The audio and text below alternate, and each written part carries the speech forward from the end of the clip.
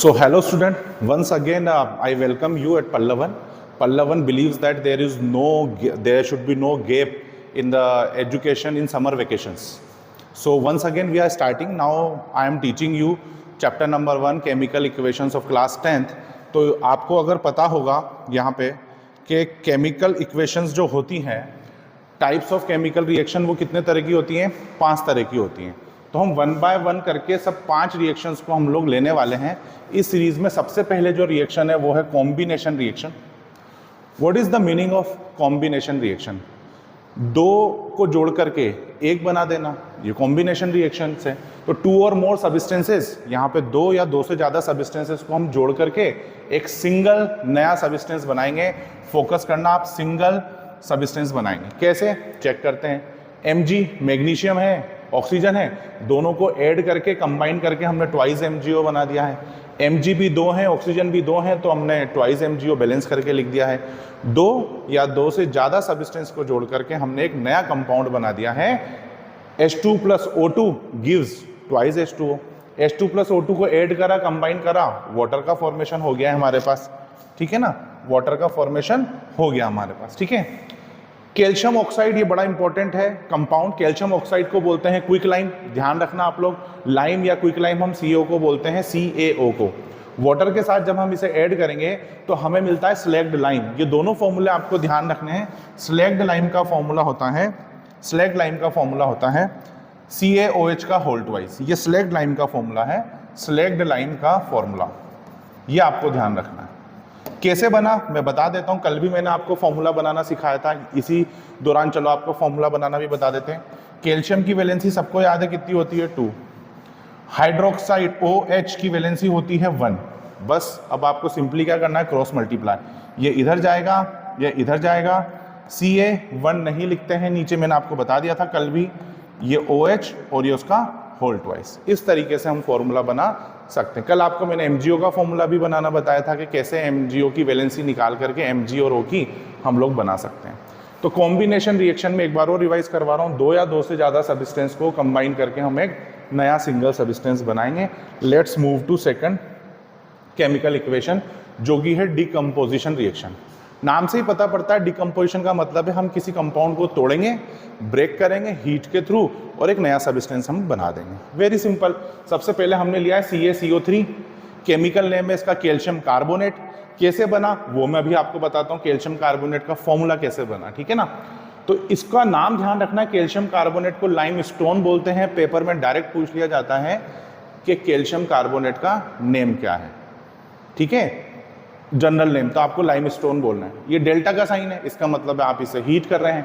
उससे बना आपका CaO कैल्शियम ऑक्साइड, जिसे लाइम के नाम से जानते हैं।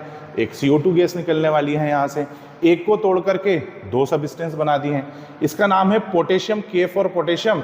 ClO3 को बोलते हैं क्लोरेट, तो पूरा नाम हो गया पोटेशियम क्लोरेट।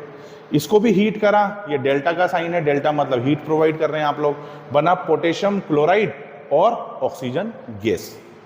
ये है फेरस सल्फेट, बहुत इंपॉर्टेंट केमिकल रिएक्शन है जो पेपर में आने वाली है इस बार 2027 में। क्यों आने वाली है वो मैं आपको रीजन बताता हूँ। 2027 में एग्जाम देंगे अभी आप, अभी 2026 चल रहा है। फेरस सल्फेट का कलर ग्रीन है। एक ऐसा क्वेश्चन आएगा, एक सब्सटेंस X है जिसका ग्रीन कलर है, उससे YZ कंपाउंड्स प्रोडक्ट बनते हैं और Y का कलर है ब्राउन। तो आप देखिए जब ग्रीन ब्राउन में चेंज हो रहा है, कलर चेंजिंग रिएक्शन है, it's a very important reaction. तो यहाँ पे फेरस सल्फेट जिसका कलर ग्रीन होता है, Fe2O3 फेरिक ऑक्साइड में चेंज हो रहा है जिसका कलर ब्राउन है। सल्फर डाइऑक्साइड और सल्फर ट्राइऑक्साइड गैसेज यहाँ पे निकल रही है। I am telling you once again, it is a very very very important reaction, लिख करके याद करनी पड़ेगी। एक और बहुत important reaction, lead nitrate, Pb को हम बोलते हैं लेड, NO3 को हम बोलते हैं नाइट्रेट। ये कलरलेस सब्सटेंस है और एक येलो कलर के कंपाउंड में चेंज होता है जिसका नाम है लेड मोनोऑक्साइड। क्या नाम है इसका? लेड मोनोऑक्साइड नाम है। बैलेंस करने के लिए यहाँ पे मुझे 2 लगाना पड़ेगा, बैलेंस करने के लिए मुझे यहाँ पे 2 लगाना पड़ेगा। ठीक है, ये है लेड ऑक्साइड। साथ में एक नाइट्रोजन डाइऑक्साइड नाम का कंपाउंड निकल रहा है, एक सब्सटेंस निकल रहा है जो ब्राउन फ्यूम्स देता है। अगर आपको पता है तो ब्राउन फ्यूम्स का एक्सपेरिमेंट में करा चुका हूं। आपके साथ क्लास 10 के साथ मैंने ये एक्सपेरिमेंट करा हुआ है, नाइट्रोजन डाइऑक्साइड की ब्राउन फ्यूम्स मैंने निकाली हुई है, साथ में आपको ऑक्सीजन गैस यहाँ पे निकलती हुई दिखेगी, मिलेगी। वापस बोल रहा हूँ, दोनों रिएक्शन बड़ी इंपॉर्टेंट है। लेड नाइट्रेट जिसका जो कलर लेस है येलो कलर के कंपाउंड में चेंज होगा जिसका नाम है PbO, और ब्राउन कलर की फ्यूम्स निकलेंगी नाइट्रोजन डाइऑक्साइड की। Both reactions are very important for class 10th। तो अभी तक हमने पढ़ ली है डिकम्पोजिशन रिएक्शन, पढ़ ली है हमने। उसके बाद हमने एक और रिएक्शन है हमारे पास, डिस्प्लेसमेंट रिएक्शन। डिस्प्लेसमेंट का सिंपल सा मीनिंग है प्लेस चेंज करना।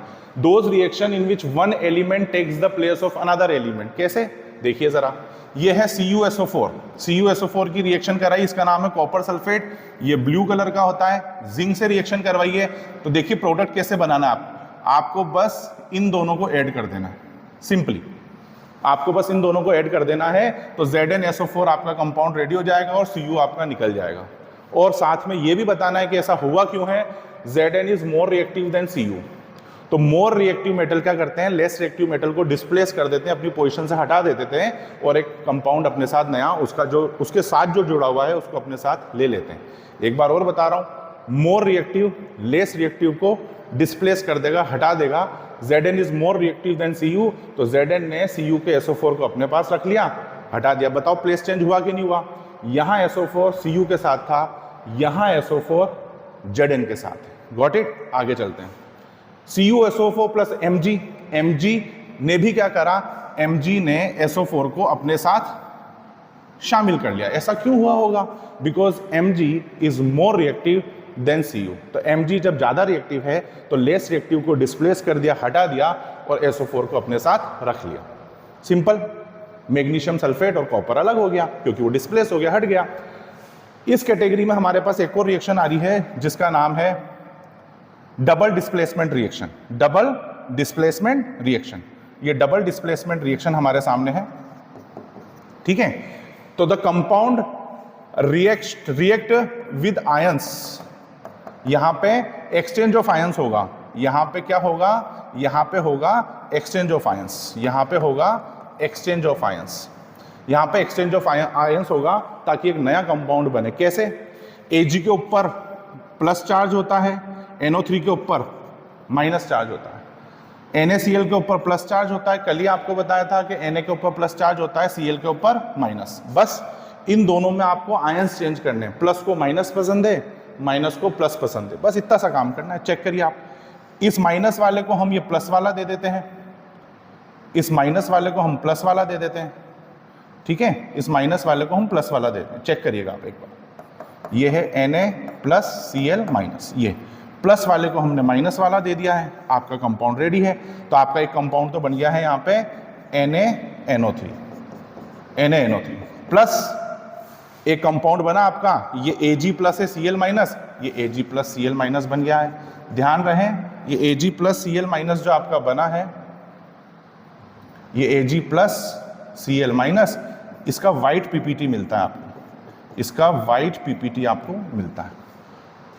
एक बार और बता रहा हूं, प्लस और माइनस, इसका प्लस इसके माइनस के साथ जाएगा, इसका प्लस इसके माइनस के साथ जाएगा और आपके प्रोडक्ट्स रेडी हैं। एक्सचेंज ऑफ आयंस करना है, आपका डबल डिस्प्लेसमेंट रेडी हो जाएगा क्योंकि डिस्प्लेसमेंट यहाँ पे 2 बार हो रहा है।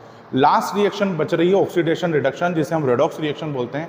इसकी मैं एक स्पेशल वीडियो बनाऊंगा। इसको वीडियो को बनाने से पहले मैं आपको कुछ उसके ऑक्सीडेशन रिडक्शन के बेसिक्स चीज़ सिखाऊंगा, फिर अपन पढ़ेंगे और एक नए अंदाज में पढ़ेंगे। आई होप आपको बहुत मज़ा आएगा oxidation reduction reaction, redox reaction को पढ़ के। तब तक आप इनको रिवाइज करें। Thank you very much.